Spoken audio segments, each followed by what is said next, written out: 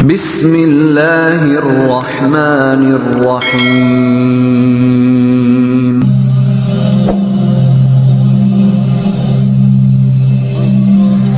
A'udzubillahi minasyaitonirrajim. Bismillahirrahmanirrahim. Assalamualaikum warahmatullahi wabarakatuh.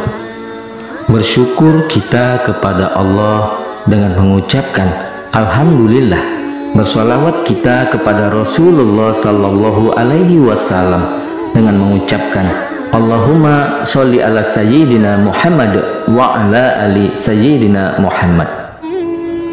Sahabat channel Cahaya Al-Quds yang mulia dan dicintai Allah, semoga Anda selalu dalam keberkahan, nikmat rezeki dan kesehatan, amin ya rabbal alamin. Saudara-saudariku yang mulia dan dicintai Allah, pada pertemuan perjumpaan kita kali ini kita akan membahas mengenai di zaman yang serba susah ini, dikala kesulitan melanda, kesulitan memuncak, maka hadirkan tahajud dalam hidupmu. Saudara-saudariku yang mulia, bukan tanpa sebab jika sholat tahajud sangat dianjurkan Rasulullah. Tahajud merupakan solusi dari semua masalah. Tahajud merupakan sholat sunnah yang dikuatkan dan sangat dianjurkan. Pada sebagian malam, laksanakanlah sholat tahajud sebagai suatu ibadah tambahan bagimu. Mudah-mudahan Tuhanmu mengangkatmu ke tempat yang terpuji. Quran Surat Al-Isra ayat 79. Dari sepotong ayat ini sebenarnya bukan hanya sebagai motivasi bagi kita manusia, tetapi juga dijadikan sebagai tantangan untuk membuktikan apakah benar atau seberapa besar janji Allah Subhanahu wa Ta'ala kepada hambanya yang bisa bangun pada malam hari untuk melaksanakan qiyamul lail, untuk melaksanakan ibadah sholat sunnah malam atau tahajud. Banyak orang yang tidak yakin, sebenarnya bukan tidak yakin dengan janji Allah, hanya saja malas untuk melaksanakannya karena belum terbukti apa-apa terhadap dirinya. Akan tetapi tidak sedikit pula orang yang betul-betul tekun dan istiqomah melaksanakan sholat sunnah tahajud telah mencapai derajat yang tinggi, dalam artian mereka sukses dalam menjalani pernak-pernik kehidupan ini. Nabi Muhammad Shallallahu Alaihi Wasallam mencontohkannya dalam keseharian beliau.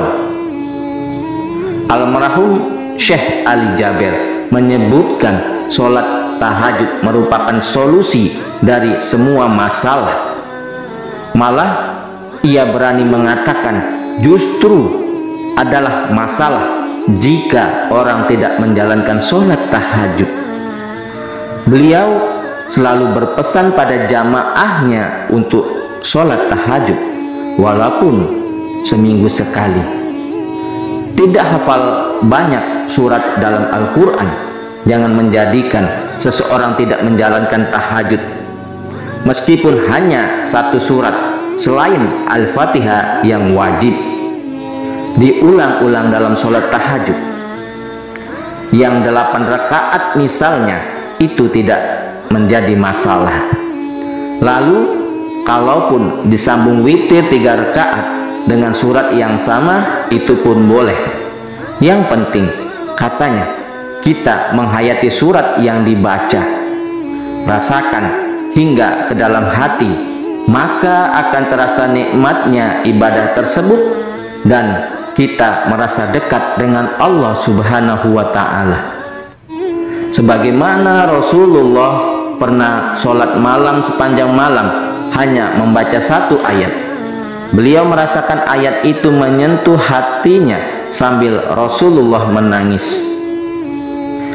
Kata Aisyah radhiyallahu anha bahwa Rasulullah tak pernah tinggalkan sholat malam walaupun bagaimana keadaannya, termasuk saat sakit beliau sholat sambil duduk.